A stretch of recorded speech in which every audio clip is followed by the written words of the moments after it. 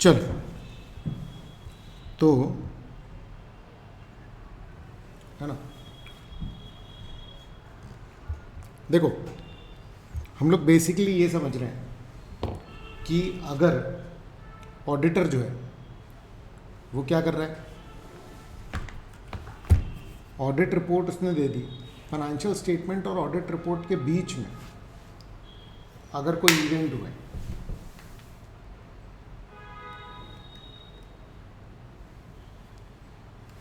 समझ आ रहा है, फाइनेंशियल स्टेटमेंट की डेट या और ऑडिट रिपोर्ट के बीच में अगर मान लो क्या हुआ है, कुछ इवेंट हुए या ऑडिट रिपोर्ट के बाद भी, उसके लिए ये वाला स्टैंडर्ड जो है बना हुआ है जिसका नाम है ऐसे 560। क्लियर है ना।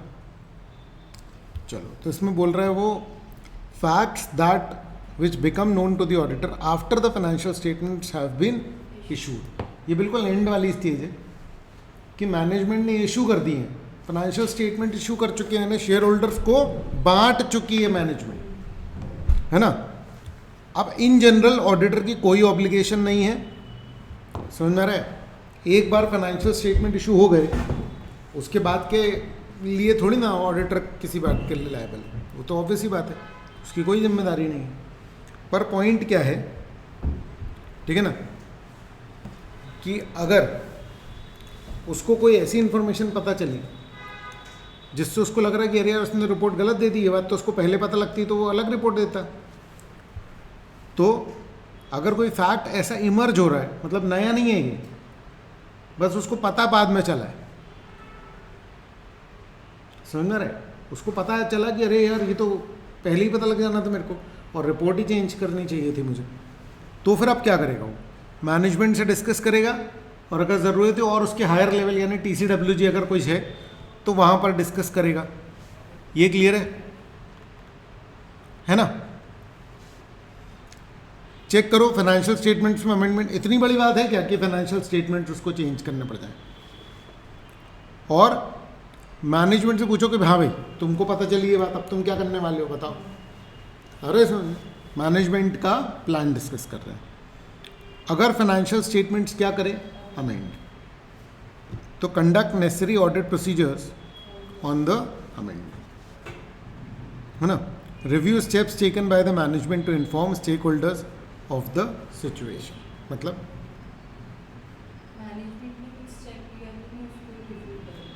है ना कि स्टेक होल्डर्स को उन्होंने बताने के लिए कि भैया ये एडिशनल इन्फॉर्मेशन है। पूरे फाइनेंशियल स्टेटमेंट्स का मकसद ही क्या है, इन्फॉर्मेशन, और उसी में कुछ अमेंडमेंट है, तो इसलिए तो हम बोल रहे हैं कि भैया बात कर लो, एक बार बता दो उनको। Extend audit procedures to the date of the new auditor's report and provide a new auditor's report on the amended financial statements. Clear है। फिर अब रिस्ट्रिक्शन अगर है अमेंडमेंट पे, मैनेजमेंट में restrict the amendment of financial statement to subsequent event under certain circumstances.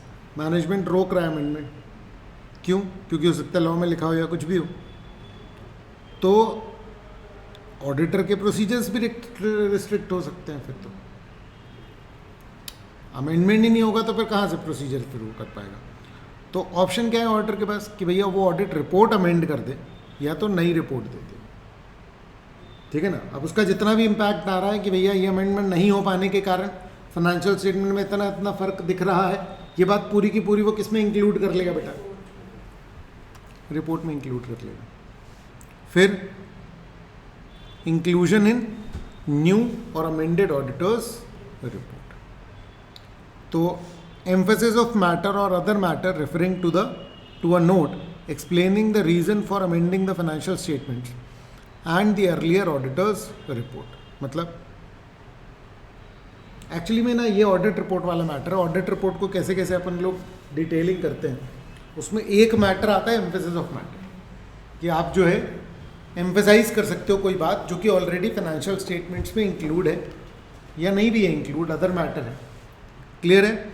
सिर्फ highlight करने के लिए क्या कर सकते हो आप, एम्फेसिस ऑफ मैटर इंक्लूड करते हो। ये बात अपन लोग ऑडिट रिपोर्ट वाले चैप्टर में पढ़ेंगे। तो वो managements non compliance, if management fails to inform the stakeholders or amend the financial statements नहीं कर पाए तो मैनेजमेंट नहीं कर रहा अमेंड तो मैनेजमेंट को पहले बताओ, मैनेजमेंट जो है वो स्टेक होल्डर्स को नहीं बता रहा है ना, हाँ, और अमेंड नहीं कर रहा फाइनेंशियल स्टेटमेंट, तो मैनेजमेंट से पहले कम्युनिकेट करो कि भैया देख लो तुम ये कर रहे हो, हम तो नहीं करना चाहते, हम तो ऑडिटर हैं. Take appropriate action to prevent future reliance on the auditor's report if necessary. अब इसमें क्या क्या हो सकता है, न्यूज़पेपर में दे देगा वो, या किसी तरीके से कम्युनिकेट कर सकता है वो शेयर होल्डर से, तो फिर वो कम्युनिकेट करेगा. क्लियर है. फिर ठीक है,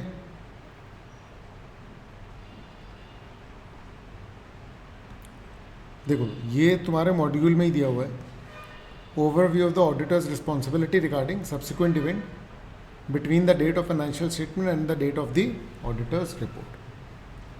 तो पहला सेक्शन क्या है, obtaining sufficient appropriate audit evidence, है ना. कौन कौन से डेट के बीच में जो हो रहे हैं, फाइनेंशियल स्टेटमेंट और ऑडिटर्स रिपोर्ट. ठीक है ना. देखो इसको टाइमलाइन से समझो.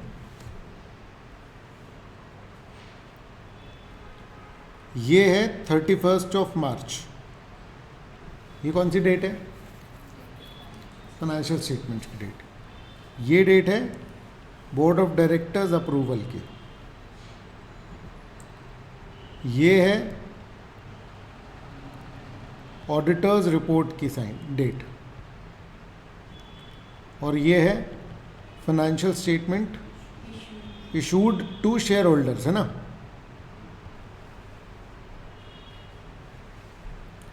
तो बेसिकली अभी शुरू में इस डेट के बीच के जो भी मैटर्स हैं उनकी बात हो रही है. आ रहा है समझ में. ये बीओडी अप्रूवल और ऑडिटर्स रिपोर्ट ना, ये प्रैक्टिकली बिल्कुल अगल बगल रखते हैं. मतलब जब फाइनल होता है ना, तभी बोर्ड बोलता है लाओ हम साइन कर दे रहे, फिर ऑडिटर साइन कर देता है. इन्हें उसके बीच में नॉर्मली कुछ नहीं होता प्रैक्टिकली, इसलिए उसके बारे में कोई डिस्कशन भी नहीं मिलेगा. क्लियर है ना. तो obtaining sufficient appropriate audit evidence regarding all events जो कि ये इस दौरान हुए, समझे. देख लो एडजस्टमेंट की ज़रूरत है.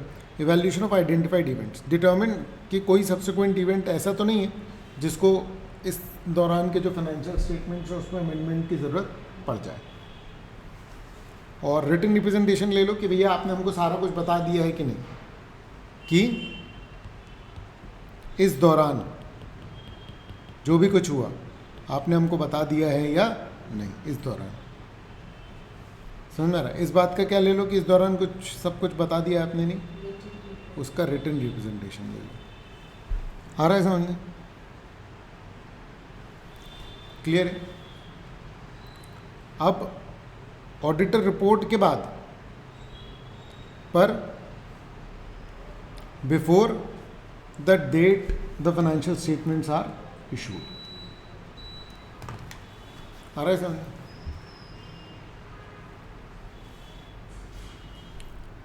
तो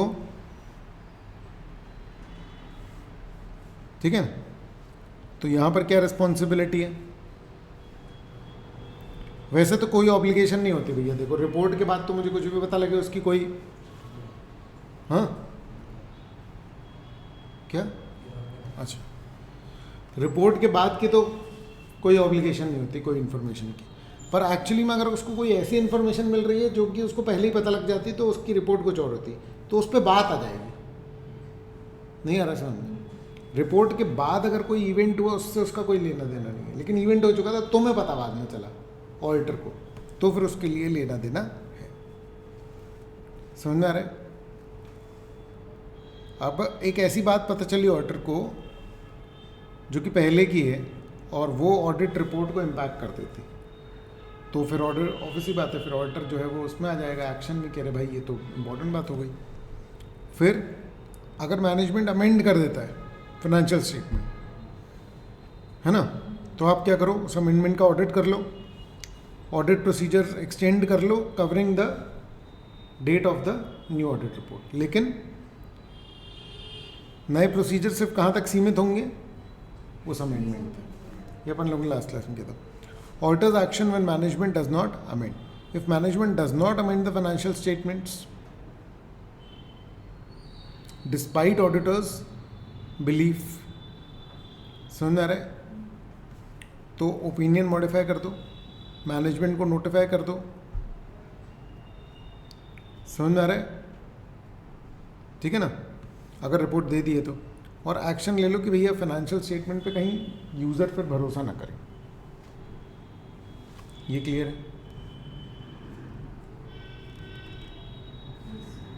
ठीक है। फिर अगर पूरे फाइनेंशियल्स इशू ही हो गए तो वैसे भी पहली बात तो यही है कि कोई ऑब्लिगेशन नहीं है उसकी, लेकिन वही है, कोई बात पता चल गई जो पहले पता लगती तो ऑडिट रिपोर्ट कुछ और होती। तो मैनेजमेंट अगर अब देखो यहाँ पर मुद्दा ये है कि फाइनेंशियल स्टेटमेंट इशू हो चुके हैं, अब मैनेजमेंट क्या अमेंड करने तैयार है, और अमेंड करेगा तो फिर पुरानी कॉपी वापस लेके नई कॉपीज देगा। बहुत बड़ा टास्क है, ठीक है ना? तो उसका ऑडिट करो, मैनेजमेंट के स्टेप्स देखो क्या ले रहा है वो यूज़र को इन्फॉर्म करने के लिए, और ऑडिट प्रोसीजर एक्सटेंड करो, वही new audit report date cover करो, और है ना, न्यू ऑडिट रिपोर्ट दे दो। सिंपल बात है, क्लियर है? अब सिंस फाइनेंशियल स्टेटमेंट अमेंड हो गए तो आप इंक्लूड करो एम्फेसिस ऑफ मैटर, क्योंकि मिस स्टेटमेंट तो नहीं है तो मॉडिफाई नहीं कर रहा वो, मैनेजमेंट ने डिस्क्लोज कर दिया है, लेकिन उसको क्या देना पड़ेगा फिर? Emphasis of matter. क्या हम बोल रहे हैं? हम ये नहीं बोल रहे कि गलत है, लेकिन हम बोल रहे हैं ये वाले पॉइंट का ध्यान रखना है, तो बाद में चेंज हुआ। क्लियर है ये? जल्दी तो नहीं हो गया? नहीं समझ में आया ये वाला, है ना? और अगर मैनेजमेंट नहीं ले पाए नेसेसरी स्टेप्स तो, है ना, या अमेंड नहीं कर रहा है तो मैनेजमेंट को नोटिफाई करो कि भैया अब इस रिपोर्ट पर भरोसा नहीं होना चाहिए लोगों का। फिर इफ मैनेजमेंट और TCWG does not take steps तो ऑडिटरी जो भी स्टेप्स हो पाएंगे वो यही। क्लियर है? क्लियर है?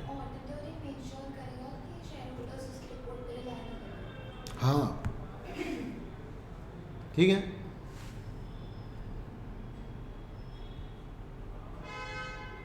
अब एक बहुत ही महत्वपूर्ण स्टैंडर्ड जो कि क्या है? Going concern. तो गोइंग कंसर्न भी मतलब एक ऐसा स्टैंडर्ड है जो हर बारी आता है। क्या ये क्लियर है ना? तो meaning of going concern and its significance क्या है? क्या ये गोइंग कंसर्न का मैटर?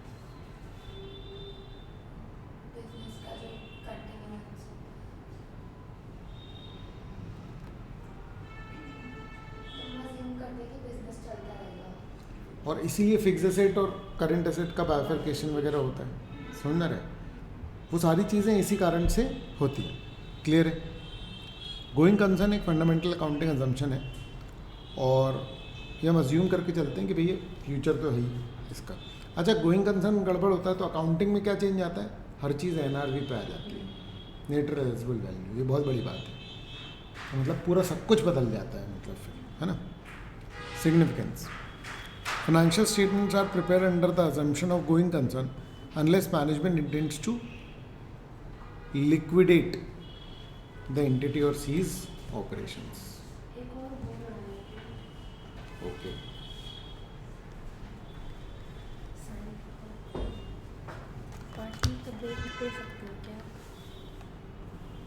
रिकॉर्डिंग अपलोड करनी है,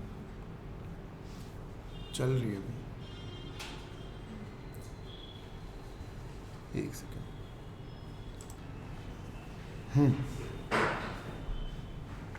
ठीक है। तो financial statements are prepared under the assumption of going concern unless management intends to liquidate, और इससे प्रेजेंटेशन वैल्यूएशन पे सीधा सीधा फर्क पड़ जाता है। ठीक है। फाइनेंशियल स्टेटमेंट्स पे क्या है? असेट और लायबिलिटी अगर गोइंग कंसर्न नहीं होगा तो NRV पे आ जाएगा। ये गोइंग कंसर्न का मीनिंग है। Going concern versus liquidation basis. Going concern basis में हम लोग क्या करते हैं ना कि फिक्स एसेट को कॉस्ट और NRV, एक्चुअली में कॉस्ट और NRV नहीं रहता है, एक वो रहता है कि हम उससे रियलाइज जो करने वाले हैं ना वो वैल्यू के पॉइंट ऑफ व्यू से भी हम देखते हैं कि फ्यूचर में इसको यूज़ करके कितना रियलाइज़ करेंगे। जब लिक्विडेशन आता है तो मेरे पास फ्यूचर यूज़ खत्म हो जाता है।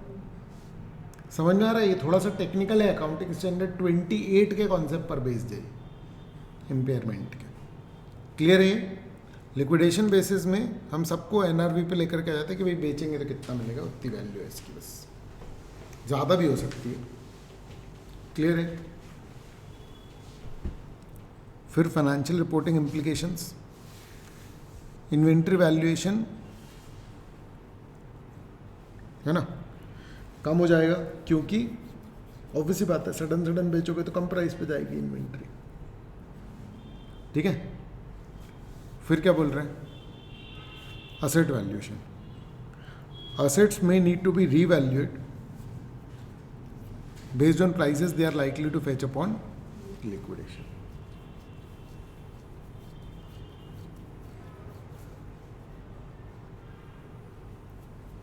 बोलो, ठीक है? अब मेन बात यह है कि मैनेजमेंट को ही, ये सबसे मेन बात है कि मैनेजमेंट को ही अपने गोइंग कंसर्न का वो करना पड़ता है ना, हिसाब किताब लगाना पड़ता है। ऑडिटर बेसिकली तो इवैल्यूएट करता है मैनेजमेंट का गोइंग कंसर्न असम्पशन। क्लियर है? ठीक, ये जेनरिक मीनिंग है किसका? गोइंग कंसर्न का। बोलो, ये क्लियर है? ठीक है? अब यहाँ से स्टैंडर्ड चालू हो रहा है। ठीक है, ये तो एक्सप्लेनेशन तो ऐसी है। ठीक है, अब सबसे पहले रिस्पॉन्सिबिलिटी किसकी है? मैनेजमेंट। पहली रिस्पॉन्सिबिलिटी किसकी है? मैनेजमेंट की।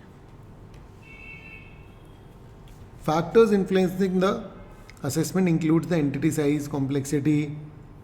समझना है? तो ऐसे बड़े सारे फैक्टर हैं जिससे कि आपका ये असेसमेंट कि गोइंग कंसर्न है या नहीं, ये असेसमेंट बदल सकता है।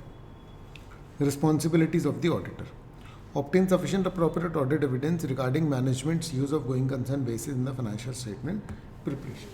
मैनेजमेंट ने बोला है कि नहीं गोइंग कंसर्न है, तो मैनेजमेंट किस बेसिस पे ये बोल रहा हूँ, उन बेसिस को के लिए क्या ले लोगे? sufficient appropriate audit evidence.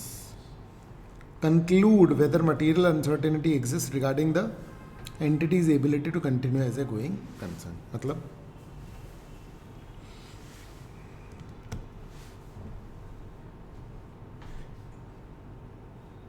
क्या मटीरियल अनसर्टेनिटी है कोई regarding entity's ability to continue as a going concern? आ रहा है समझ में? यानी यहाँ पर क्या मैटर इंपॉर्टेंट हो गया? वेरी गुड, है ना? फिर फाइंडिंग्स देख लो।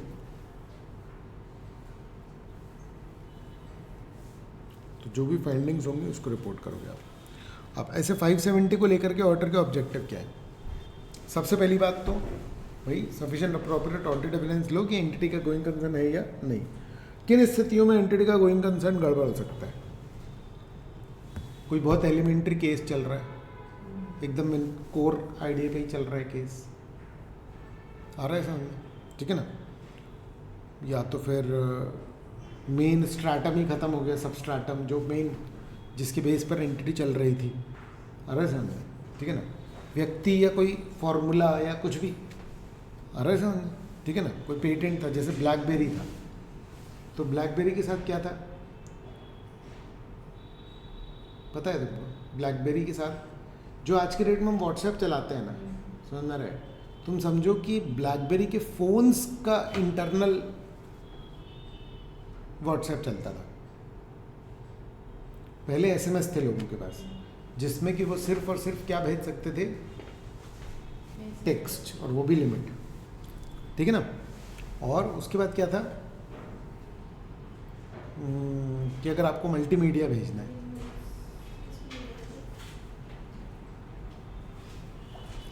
ठीक है, तो मल्टीमीडिया अगर आपको भेजना है तो उसके अच्छे खासे चार्जेस वर्सेस होते थे। ठीक है ना? और वो उतना ज़्यादा जाता भी नहीं था।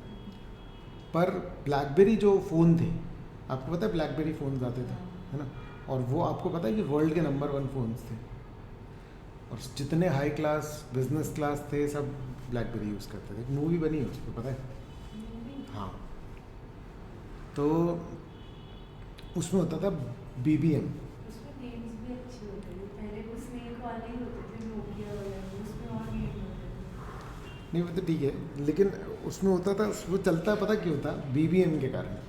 ब्लैकबेरी मैसेंजर बोलते थे, जिसको हम आज की डेट में व्हाट्सएप के नाम से जानते हैं। मतलब वो उसका चेंज नहीं हुआ, वो किसी और व्यक्ति ने ईजाद किया व्हाट्सएप,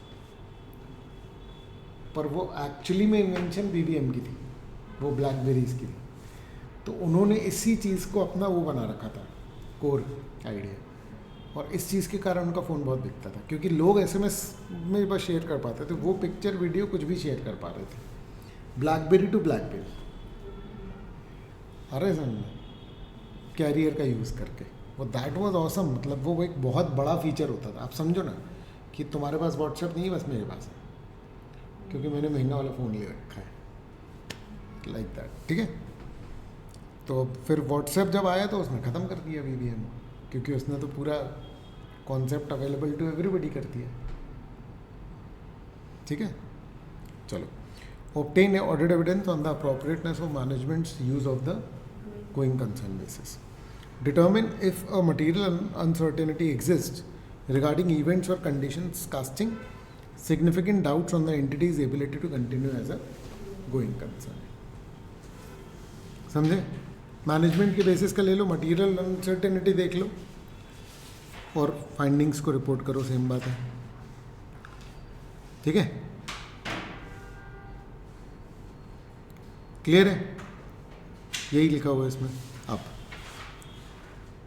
है ना। तो objectives, sufficient appropriate audit evidence, और to conclude based on evidence कि क्या कोई मटेरियल अनसर्टेनिटी है, और फाइंडिंग्स को स्टैंडर्ड के हिसाब से रिपोर्ट करना। ये 3 रिस्पॉन्सिबिलिटी, ये 3 ऑब्जेक्टिव्स हैं किसके? ऑडिटर के। क्लियर है? अब देखो, अब risk assessment procedure and related activities. सबसे पहले इवेंट्स देखो। जब आप रिस्क असेसमेंट कर रहे हो ना, तब देखो कोई ऐसा रिस्क है कि इतना बड़ा कि एंटिटी ही बंद करा दे। कोई ऐसा रिस्क है क्या जो एंटिटी को ही बंद करा देगा? समझ में आ रही है बात? ठीक है।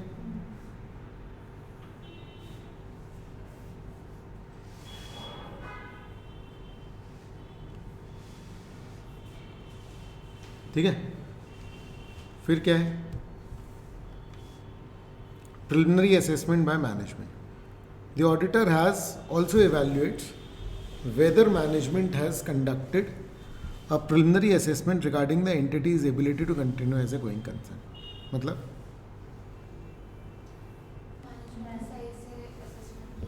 नहीं, क्या किया है कि नहीं, बस समझ में आ रहा है? whether management has conducted a preliminary assessment, ठीक है। अगर मैनेजमेंट ने किया है ये असेसमेंट तो डिस्कस करो और देखो कि मैनेजमेंट ने कौन कौन सी बातें आइडेंटिफाई की, पहले तो वही निकाल लो।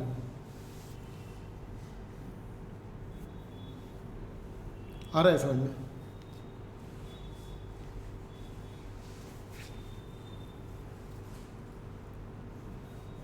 मान लो मैनेजमेंट बोले कि नहीं हमने नहीं किया रिस्क असेसमेंट, तो मैनेजमेंट से बोलो कि भैया फिर किस बेसिस पे आप कह रहे हो कि गोइंग कंसर्न हो। इंक्वायर की कोई एक ऐसे इवेंट्स और कंडीशंस तो नहीं है जिनसे सिग्निफिकेंट डाउट हो जाए। आ रहा है समझ में?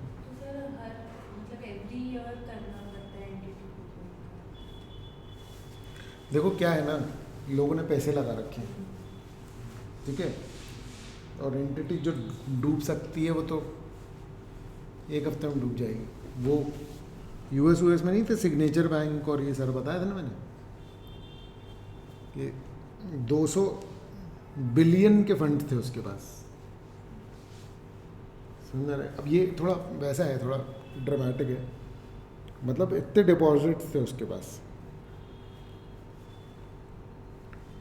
एक हफ्ते में $1 में बिक गई वो कंपनी। हाँ, 200 बिलियन उसकी वैल्यूएशन नहीं थी, पर उसके पास इतने फंड्स वो मैनेज कर रहा था। समझ में आ रहा है। लेकिन उसने मार्केट से फंड उठाने की कोशिश की, क्योंकि उसने वो कोरोना के कारण हो गया, क्योंकि उसने फंड्स में वो यूएस सिक्योरिटीज़ में लगाया, गवर्नमेंट सिक्योरिटीज़ में, जो कि नॉर्मली उसका रेट बढ़ता ही है, ऐसा कुछ था। पर कोरोना के कारण वो उल्टा चला गया, तो उनके ऊपर बहुत बर्डन आ गया। तो उन्होंने मार्केट से जब लोन या पैसे उठाने की कोशिश की तो खबर फैल गई, सब ने अपने फंड निकाल लिए, बैंक बैंकरप्ट हो गया। अरे सर, बैंक तो बहुत खतरनाक है ना, एक रूमर से बर्बाद हो जाएंगे बैंक, ये पता है कि नहीं? क्योंकि बैंक के पास कभी उतना पैसा होता ही नहीं है ना जितना उसने ले रखा है।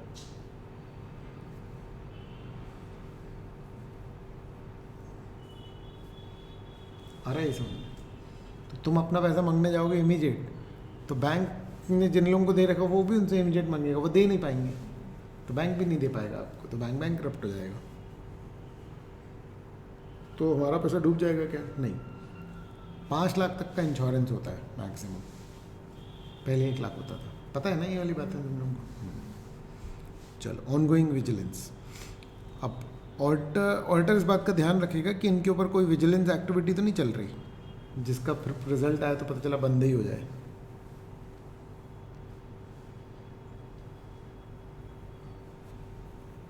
क्लियर है?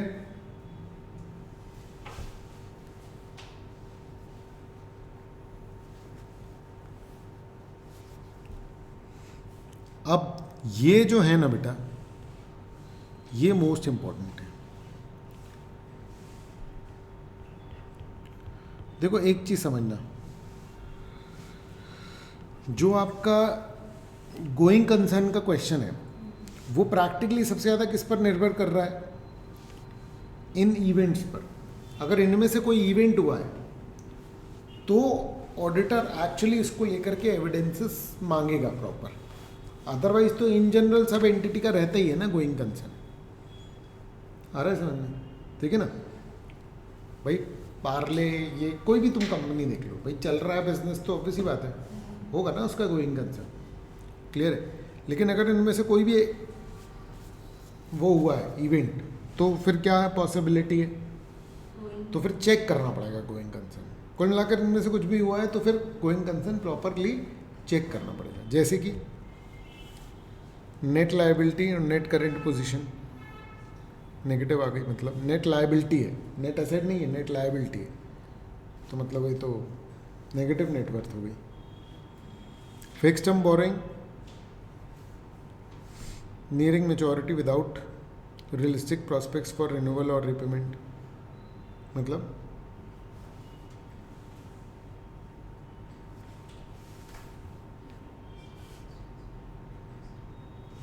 क्या बोल रहे हैं? हमारी कोई फिक्स टर्म की वारंट थी जो मैच्योर होने वाली है, बट हमारे पास रीपेमेंट का कोई फंड्स वगैरह कुछ नहीं है ना, लायबिलिटी में जो है तुम्हारे पास पैसे नहीं देने के लिए। फाइनेंशियल सपोर्ट विड्रॉ कर लिया है क्रेडिटर्स ने, नेगेटिव ऑपरेटिंग कैश फ्लोज है, 10 रुपये डाल रहे हो 8 रुपये आ रहा है। अच्छा, जो स्टार्टिंग वाली एंटिटी होती है ना, जोमेटो वोमेटो, इन सबका भी ऐसे ही रहता है, नेगेटिव कैश फ्लो रहता है, लेकिन वो इंडिकेटर जो गोइंग कंसर्न के पॉइंट ऑफ व्यू से नहीं रहता। ठीक है? फिर एडवर्स की फाइनेंशियल रेशोस, मतलब करंट रेशो या ये सब जो है, ये सब इनके हिले हुए हैं बहुत। ठीक है, थोड़े बुरे हाल है। क्लियर है? ऑपरेटिंग इवेंट्स और कंडीशंस।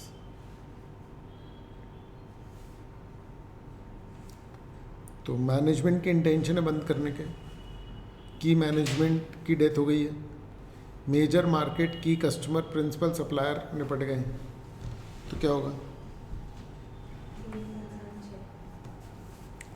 अदर इवेंट्स और conditions, non compliance with statutory और regulatory requirements, pending legal case और changes in policies of the government.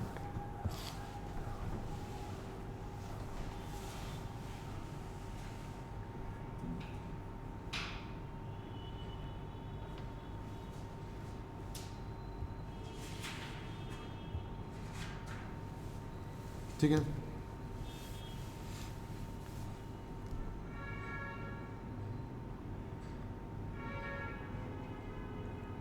ठीक है,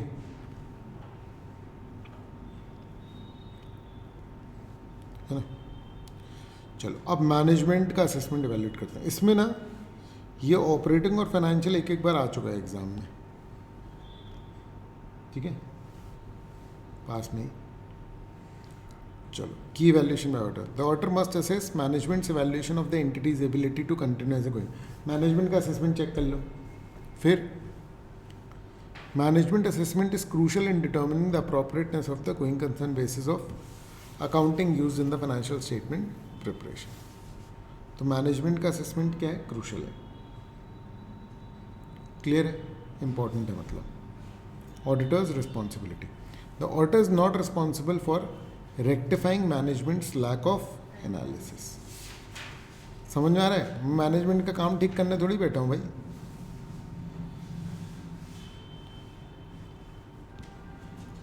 क्लियर है। In certain situation, a lack of detailed analysis by management may not prevent the auditor from conducting an on the appropriateness of management's assessment. मतलब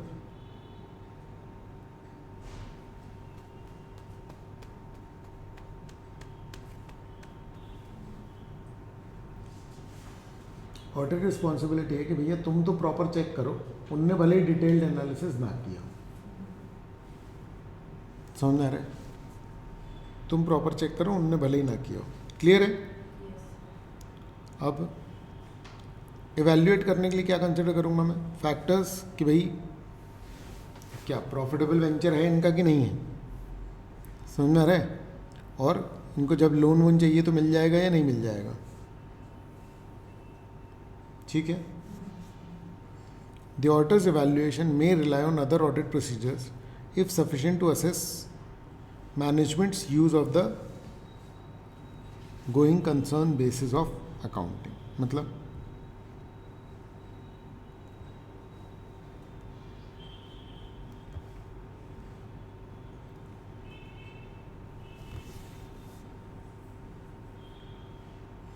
वो अपने audit procedures पर rely करेगा। समझ में आ रहा है।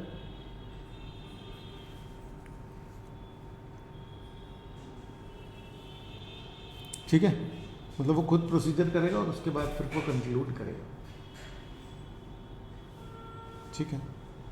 फिर क्या है, comprehensive evaluation, assessment process evaluation. In certain cases the auditor may need to evaluate the process, ठीक है, followed by management in assessing the entity's ability to continue as a going concern. क्या बोल रहे हो वो,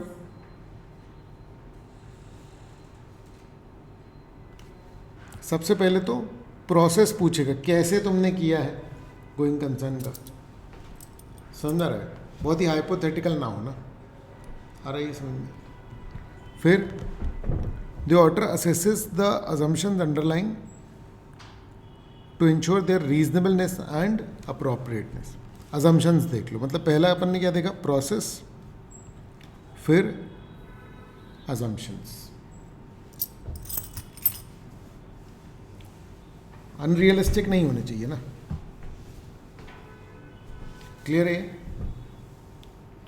फिर क्या बोल रहा है, फीजिबिलिटी देख लो मैनेजमेंट के फ्यूचर एक्शन की। बोल तो रहे हैं ये एक्शन ले लेंगे, ले पाएंगे कि नहीं ले पाएंगे, कितने रिसोर्सेज हैं इन पे, समझे।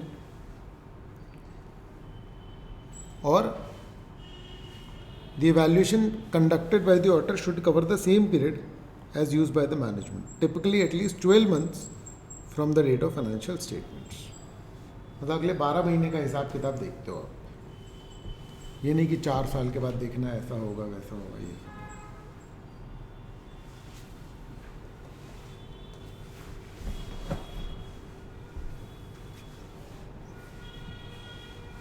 ठीक है।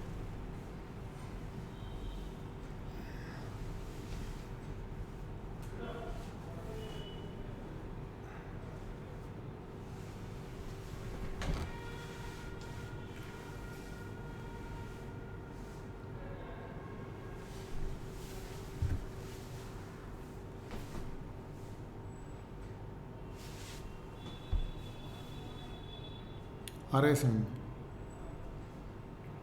ठीक है, एक्सप्लेनेशन तो रीड कर लेना आप। तो अभी तक तो नॉर्मल देख रहे थे अपन, है ना? अब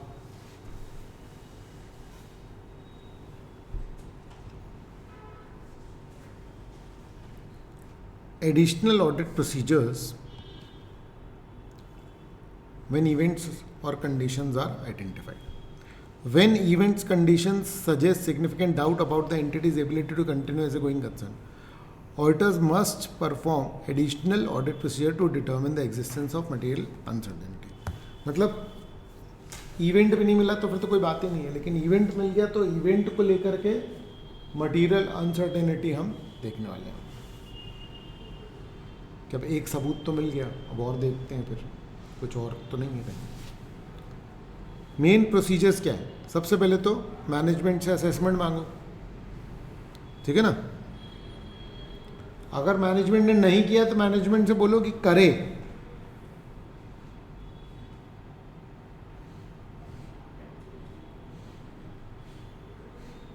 ठीक है, ये क्लियर है? फिर मैनेजमेंट के प्लान्स को इवैल्यूएट करो कि काम के हैं कि नहीं। कैश फ्लो का फोरकास्ट देखो, फ्यूचर में जो कैश फ्लो है इनके पास सफिशिएंट आ रहा है या नहीं। फिर considering subsequent events, assessing any new facts or information available since management's assessment.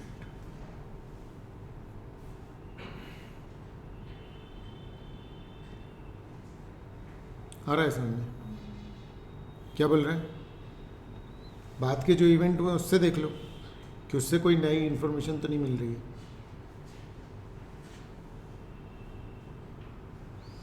Obtaining written representation, है ना? मैनेजमेंट से, गवर्नेंस से पूछ लो उनके फ्यूचर एक्शंस, प्लान्स वगैरह, फीजिबिलिटी। ये क्लियर है? ये क्या है? ये ऑडिट के प्रोसीजर हैं। अगर आपको इवेंट कंडीशंस आइडेंटिफाई हो गए, अगेन अब देखो ये क्वेश्चन है कि when conditions are identified what procedures you will take, these are the procedures. समझ आ रहा है? And these are the examples. ये करना है और ये एग्जांपल है, सेम ही है ऑलमोस्ट। वैसे तो देखो, फाइनेंशियल फोरकास्ट देख लो, इंटरम फाइनेंशियल्स देख लो, लोन अग्रीमेंट के ब्रीचेस देख लो। समझ में आ रहा है? क्योंकि पैसे की दिक्कत होगी। Examining minutes of relevant meetings for financial difficulties, consulting legal council कि कोई केस वेस तो नहीं चल रहा, और confirming the availability of financial support arrangements,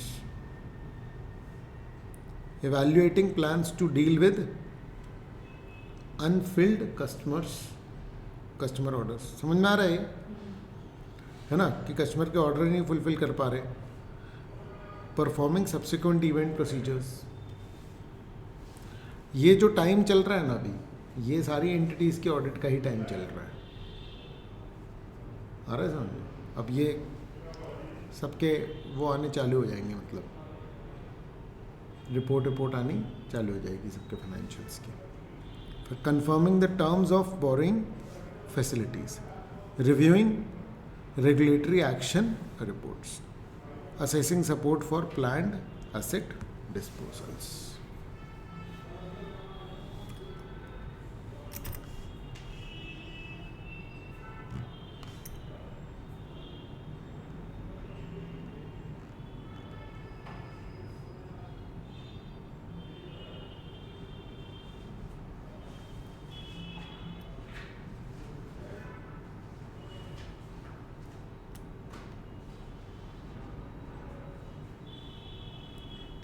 ठीक है,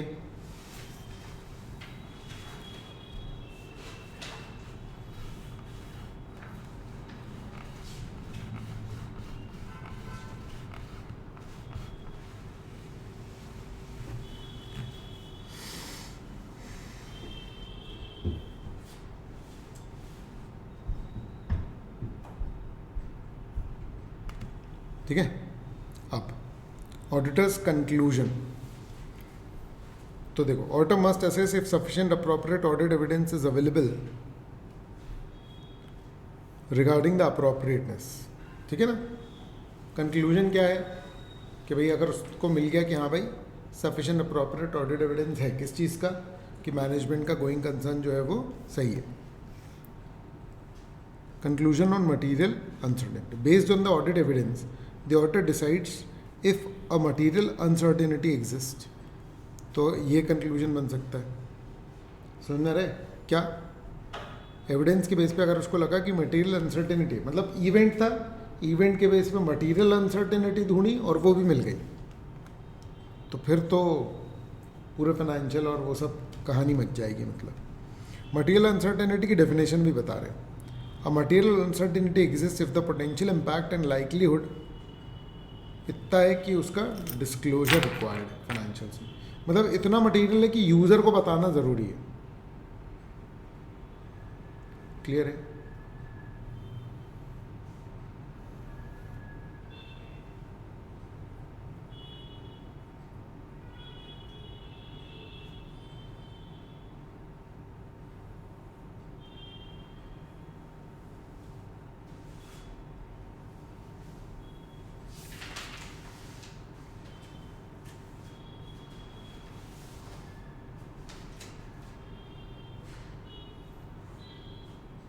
ठीक है।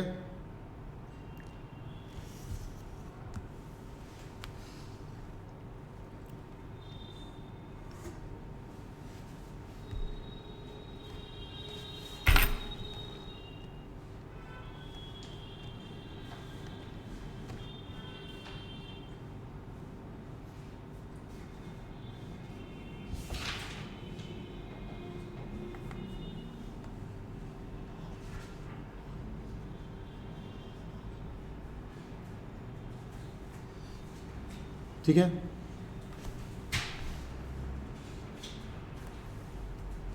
अब देखो, adequacy of disclosures when events और कंडीशंस हैव बीन आइडेंटिफाइड। अब ध्यान से सुनो, मटीरियल अनसर्टेनिटी है तो अब हमको क्या चेक करना है कि डिस्क्लोजर्स वगैरह उसको लेकर के एडिक्वेट हैं या नहीं है। मतलब पॉइंट ये है कि गोइंग कंसर्न पे लफड़ा लग रहा है, तो अब डिस्क्लोजर्स आपने प्रॉपर दिए हैं कि नहीं दिए, क्योंकि अगर आपके गोइंग कंसर्न में समस्या है तो ये बात यूज़र को पता होनी चाहिए। तो फाइनेंशियल स्टेटमेंट्स में आपने इंक्लूड किया होगा ये डिस्कशन। तो प्रिंसिपल इवेंट्स और conditions, financial statement must adequately disclose events और conditions casting doubts on the entity's ability to continue as a going concern. Management's plan to address these events और condition should also be disclosed. मतलब आप ये बताओ क्या problem है और ये बताओ कि मैनेजमेंट का प्लान क्या है ना। Clear disclosure of material, clear disclosure आएगा मटेरियल अनसर्टेनिटी का कि भैया मटेरियल अनसर्टेनिटी है, एंटिटी बंद हो सकती है। दिस डिस्क्लोजर अलर्ट्स यूज़र कि भैया कल को ऐसी स्थिति बन सकती है कि असेट बेच करके लायबिलिटी चुकाना पड़ जाए। ऐसा कोई भी एक डिस्क्लोजर कुछ भी जो है ना, ये बहुत वर्स्ट कंडीशन होती है, ये कोई नॉर्मल कंडीशन नहीं है। मतलब ठीक है ना।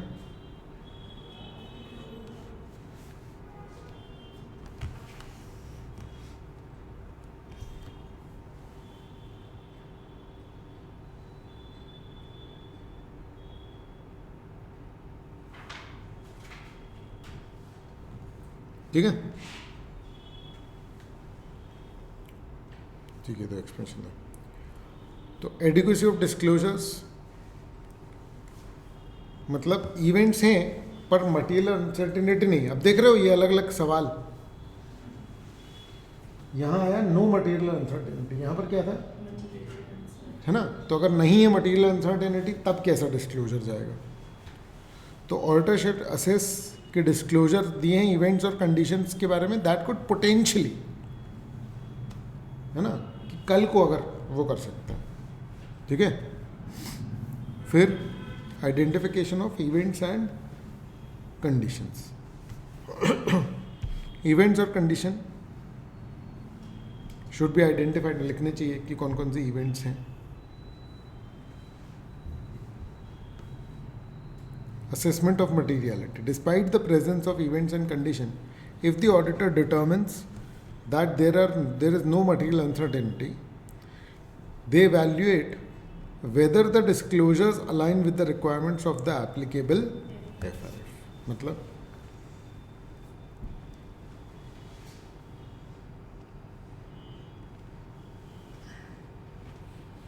इवेंट्स और कंडीशंस तो हैं, पर ऑडिटर को लग रहा है कि भाई कोई मटेरियल अनसर्टेनिटी तो नहीं है ना, तो डिस्क्लोजर एफआरएफ के हिसाब से है कि नहीं वो देख लेगा बस. मतलब फिर उतनी समस्या वैसी वाली नहीं है. और रिपोर्टिंग स्टैंडर्ड्स को निभाया है कि नहीं ये देख लेंगे बस. कुल मिलाकर के कुछ ऐसा नया ऐसा नहीं है अलग सा, बस यही है कि स्टैंडर्ड्स निभा लो और ये कर लो, बहुत बेसिक सी चीज़ें हैं.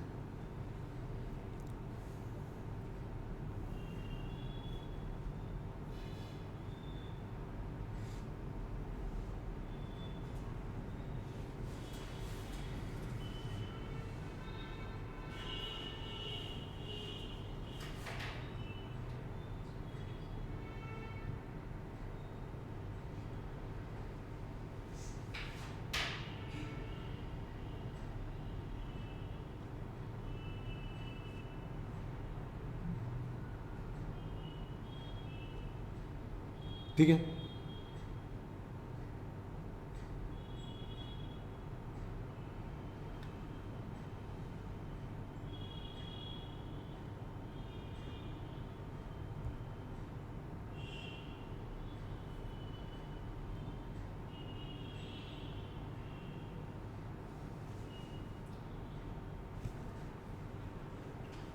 ठीक है. अब ऑडिट रिपोर्ट के लिए क्या इम्प्लीकेशंस हैं देखो. सबसे पहले,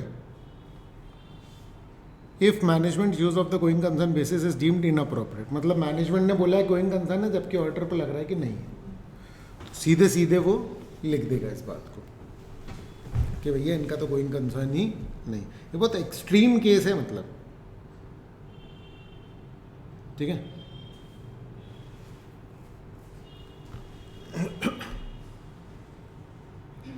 material uncertainty with adequate disclosure. अगर मटीरियल अनसर्टेनिटी का एडिक्वेट डिस्क्लोजर है तो अनमॉडिफाइड ओपिनियन दो. समझ आ रहा है. एक सेपरेट सेक्शन जाएगा material uncertainty regarding the going concern. समझ में आ रही है बात. ऑडिट रिपोर्ट में अलग ही मैटर है मतलब. क्लियर है.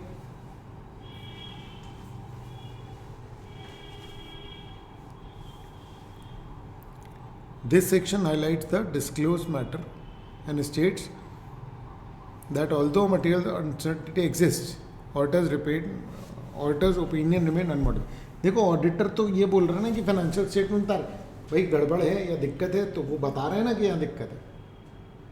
ऑडिटर तब मॉडिफाई करता है जब वो बोल रहा है कि नहीं मैनेजमेंट गलत बोल रहा है, समस्याएं हैं, समस्याओं को बता दिया उन्होंने, तो सच तो बोल रहे हैं ना, हम तो ऑनेस्टी चेक करने हैं. लेकिन हाँ ये बात यूज़र को बहुत क्लियरली पता होना चाहिए. ऐसा नहीं कि बस सच है तो बस फाइनेंशियल्स हैं, हाँ यूज़र को समझ में भी तो आए. तो इसलिए ऑडिट रिपोर्ट में गोइंग कंसर्न के लिए सेपरेट पैराग्राफ होता है अगर मटीरियल अनसर्टेनिटी है तो. क्लियर है.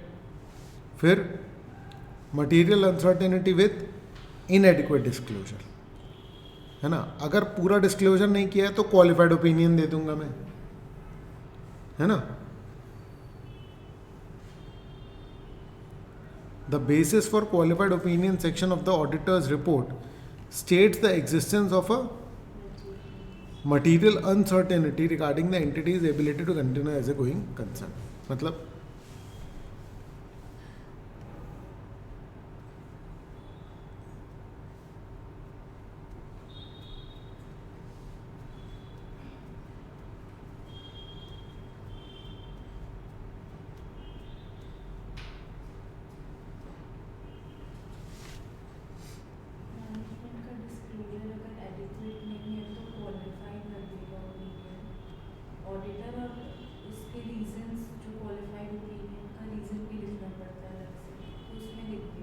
ठीक है ना.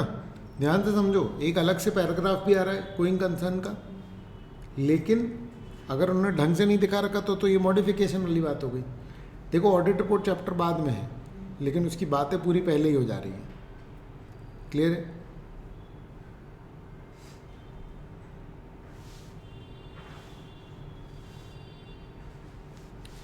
और मैनेजमेंट जो है असेसमेंट को करना ही नहीं चाह रहा या एक्सटेंड नहीं करना चाह रहा। ठीक है? If management refuses to make or extend its assessment upon the auditor's request, तो ऑडिटर इम्प्लीकेशन देखेगा ऑडिट रिपोर्ट के लिए, है ना। अ क्वालिफाइड ओपिनियन और डिस्क्लेमर में भी अप्रोप्रिएट, क्योंकि हम मैनेजमेंट करना ही तैयार नहीं है तो हम क्या करेंगे।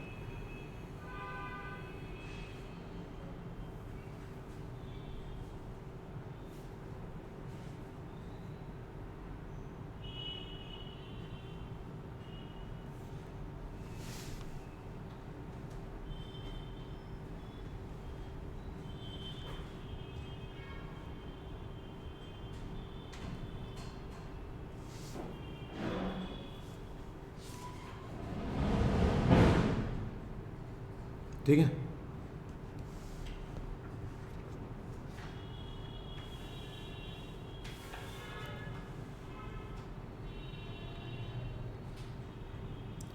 ये खत्म हो गया यहाँ पर। एक बार देख लो पूरा।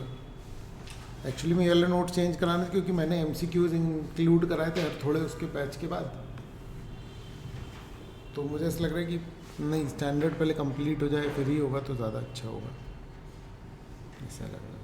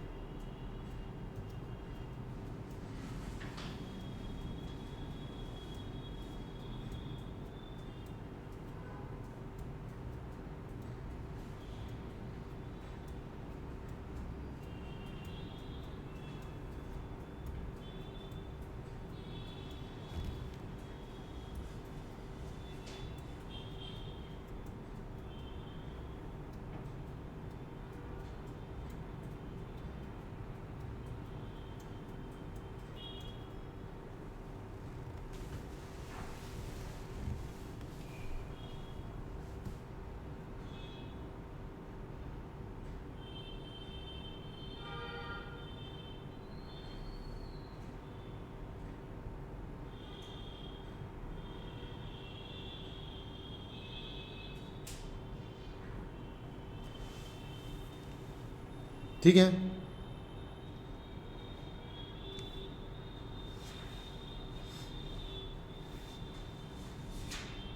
अब ऑडिट के दौरान जो भी मिस स्टेटमेंट्स मिले उनको कैसे हम हैंडल करेंगे। ठीक है? Before forming an opinion auditor identified miss statement. अच्छा, इसमें एक चीज़ समझ लो, बड़ी एंटिटीज़ में ना जब छोटी छोटी गलतियां रहती हैं ना उसको सुधारते भी नहीं है कई बार, क्योंकि पूरे फाइनेंशियल्स बिगड़ जाएंगे, उसके क्या क्या करस्पॉन्डिंग चेंज करने में बहुत लफड़ा हो जाएगा। अगर छोटे मोटे चेंजेस में बहुत ज़्यादा इफेक्ट नहीं आएगा तो कर देते हैं, पर कुछ के इम्प्लीकेशन ज़्यादा रहते हैं। तो वो आइडेंटिफाइड मिस स्टेटमेंट्स अनकरेक्टेड भी हो सकते हैं कि हाँ ऐसे ही में ही रिपोर्ट साइन भी हो जा रही है क्योंकि वो मटेरियल नहीं है, आ रहा है समझ में, लेकिन उनको एग्रीगेट करके देखना ज़रूरी है। आया समझ में? ठीक है? आफ्टर कंसिडरेशन ऑफ मटीरियलिटी, तो बिफोर फॉर्मिंग ओपिनियन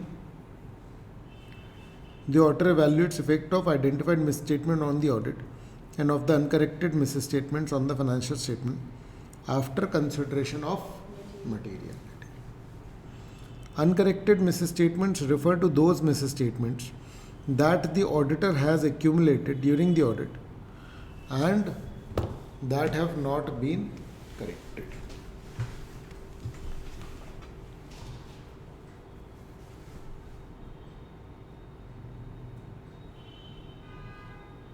ठीक है, मतलब मिल गए हैं लेकिन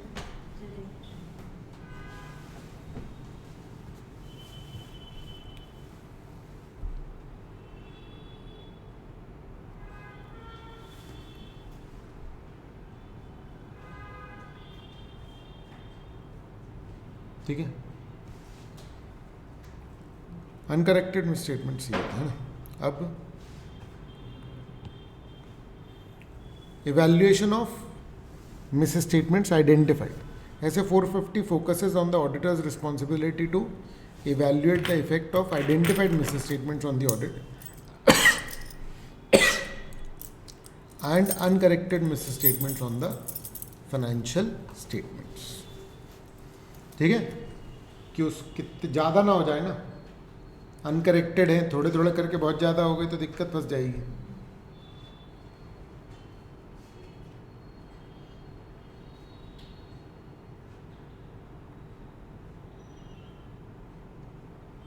ठीक है,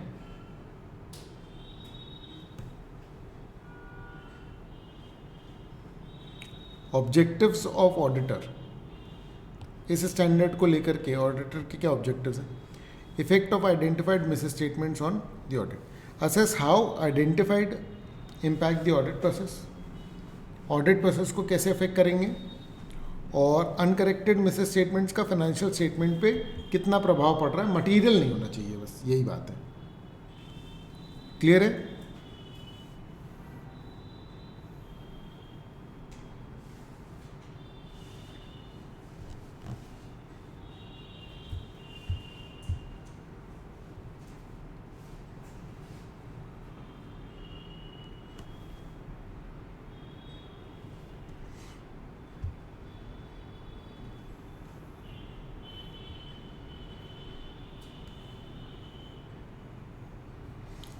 अब एक्यूमुलेशन ऑफ मिसस्टेटमेंट, जितने मिलते जाएं उसको क्या करते जाना है ना.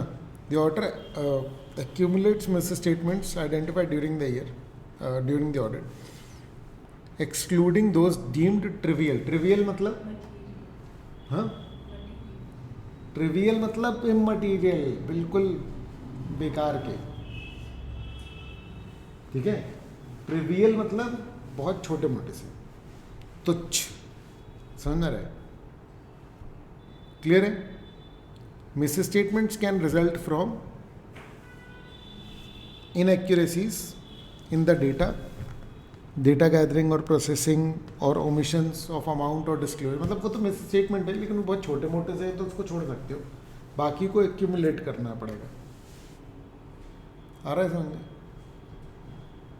है ना. एग्जाम्पल देखो, रिपेयर एक्सपेंस को कैपिटलाइज कर दिया 5 लाख, जिससे कि प्रॉफिट ओवर स्टेट हो गया. ये वो हैं जो गलतियां मिल गई. अब ये मटेरियल है कि नहीं ये देखना पड़ेगा इसको. और अगर इसको रहने दे रहे हैं तो ये अनकरेक्टेड है. अब सोचो ना, 100 करोड़ की मशीन है तो फिर तो ये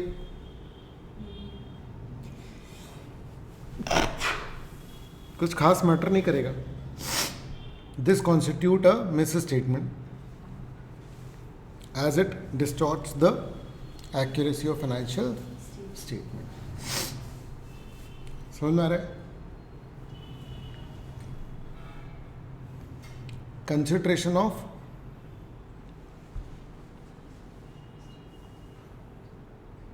identified misstatements as the audit progress.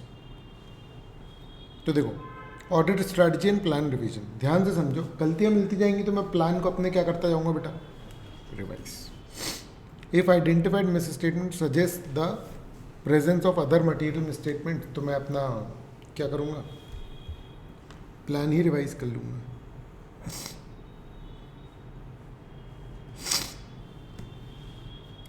when the accumulated misstatements approach materiality determined as per SA 320.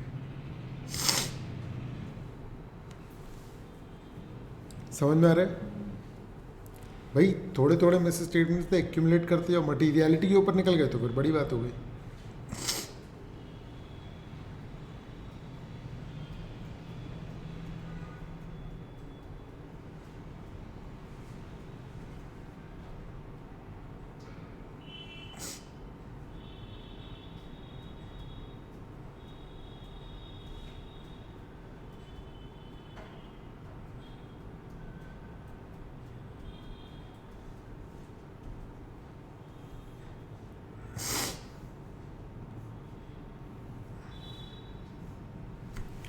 फिर क्या है? ऑडिटर मैनेजमेंट से क्या बोलेगा? Examine the class of transaction, और वो सारे पूरी थीम देखो जिसमें मिस स्टेटमेंट्स हो रहे हैं। ठीक है, perform procedure to determine actual misstatements and make appropriate adjustments. Additional, if management corrects misstatements, the auditor performs additional procedures to ensure no misstatements remain.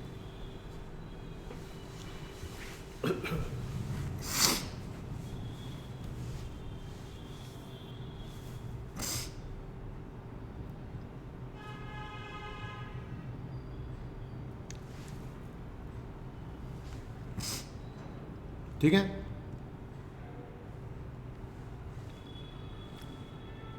Communication and correction of misstatements. सबसे पहले तो auditor communicates all accumulated to management promptly unless prohibited by law.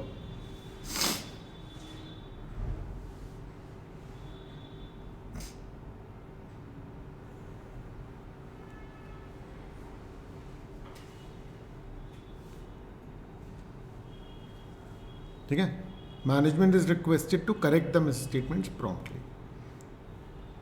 ठीक, अब importance of timely communication enables management to assess the misstatements, provide feedback and take necessary corrective actions. ठीक है, बहुत simple है actually में ये। ठीक है ना, जल्दी कम्युनिकेट कर दोगे तो सारा मौका मिल जाएगा प्रॉपर।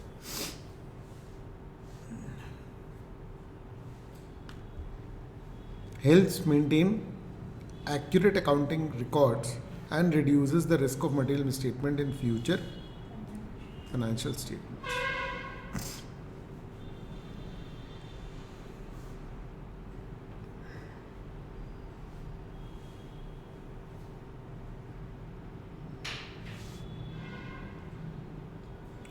अगर मैनेजमेंट मना करे, ठीक है ना, तो ऑडिटर रीज़न समझेगा और कंसिडर करेगा during the evaluation of financial statements.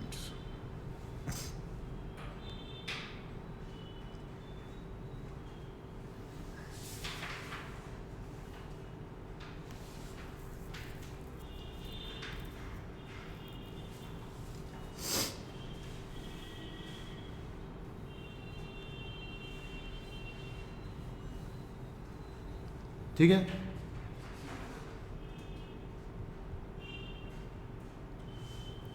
अब देखो, evaluating the effect of uncorrected misstatement, materiality ही दोबारा कंसिडर करनी पड़ सकती है। ये तो बहुत ही बड़ी बात हो गई, क्योंकि भाई मटीरियलिटी आपने एक रिस्क असेसमेंट के पॉइंट ऑफ व्यू से किया था, है ना, कि इतने होंगे। अब ज़्यादा निकल गए तो फिर क्या होगा? मटीरियलिटी छोटी करनी पड़ेगी ताकि चेकिंग बढ़ाई जाए। डिटर्मिनिंग मटीरियलिटी, और जितनी गलतियां उनकी मटीरियलिटी देख लो वो कितने इंपॉर्टेंट है। Auditor assesses if uncorrected misstatements are material, individual और in aggregate, considering size and nature of misstatement, effect of specific classes of transactions और disclosures and the financial statement as a whole. आ रहा है समझ में? Impact of uncorrected misstatements from prior periods. तो basically uncorrected misstatement का हर तरीके से मैं एवेल्युएशन कर लूँगा। क्लियर है?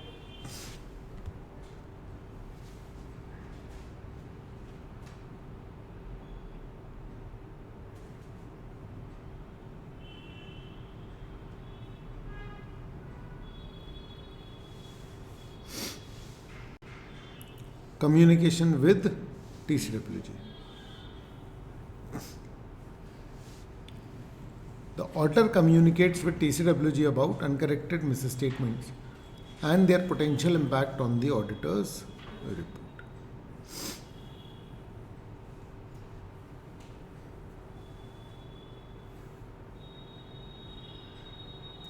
ठीक है. Identification of material misstatement. Material uncorrected misstatements are identified individually. मतलब अलग अलग देखो उनको, जोड़ के तो देखोगे, इंडिविजुअली भी देखो. और मैनेजमेंट से रिक्वेस्ट करो कि भाई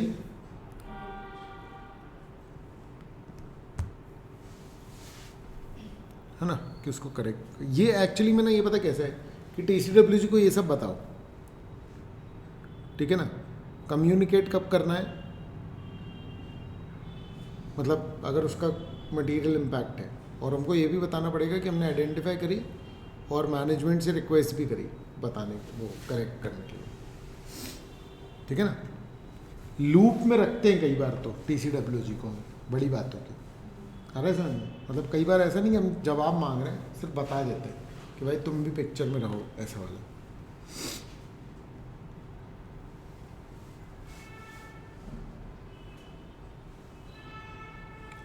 ठीक है. और अनकरेक्टेड मिस स्टेटमेंट्स को लेकर के ना हम लोग रिटन रिप्रेजेंटेशन में लिखते हैं. ये बात अनकरेक्टेड मिस स्टेटमेंट्स के लिए सबसे इंपॉर्टेंट है, प्रैक्टिकली इंपॉर्टेंट है एक्चुअली. मैं इसलिए बोल रहा हूँ कि हम मैनेजमेंट से लिखवा लेते हैं, ठीक है. उनको कंफर्म करने को बोलते हैं कि भैया they believe the effect of uncorrected misstatements are immaterial to the financial statement as a whole.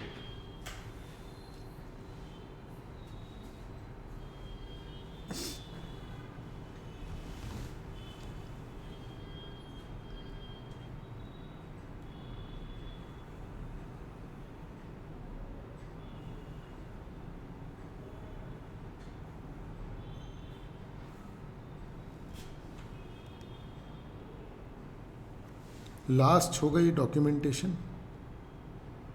है ना.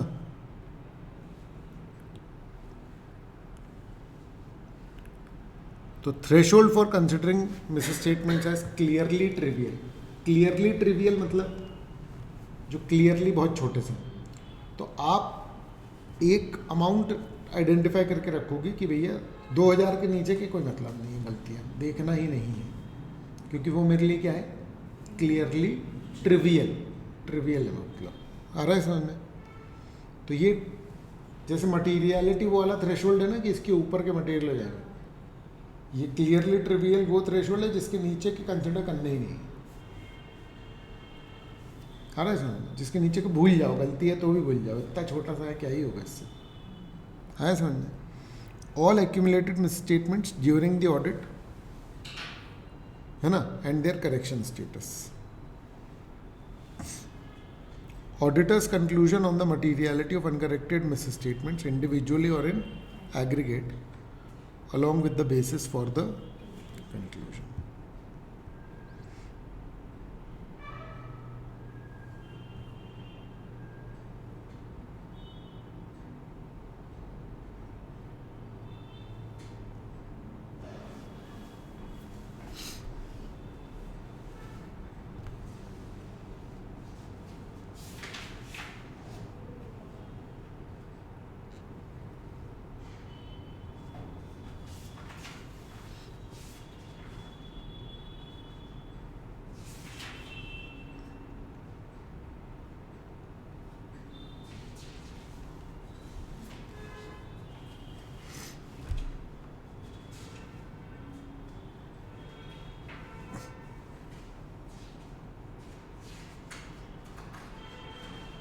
ठीक है.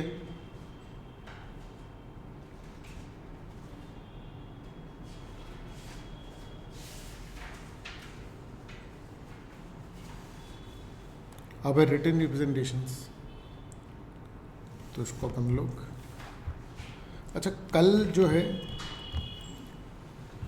कल क्लास नहीं लग पाएगी मेरी, ऑल्टरनेट दूसरी क्लास है, तो क्या हम टेस्ट रख लें कोई एक चैप्टर पे, या फिर इन्हीं दोनों स्टैंडर्ड्स? बस पेपर अगर इन्हीं, अच्छा कल हाँ सर पेपर है क्या? चलो ठीक है, तो कल अगर हुआ तो अपन ऑनलाइन लगा लेंगे, चलेगा? 6 बजे के बाद 6 बजे तक पेपर है। 7:30 के बाद ऑनलाइन अगर मैं लगाऊंगा तो ग्रुप में बात कर लेंगे। क्लास नहीं हो पाएगी कल, है ना? ठीक है, तो अपन लोग ग्रुप में डिस्कस कर लेंगे।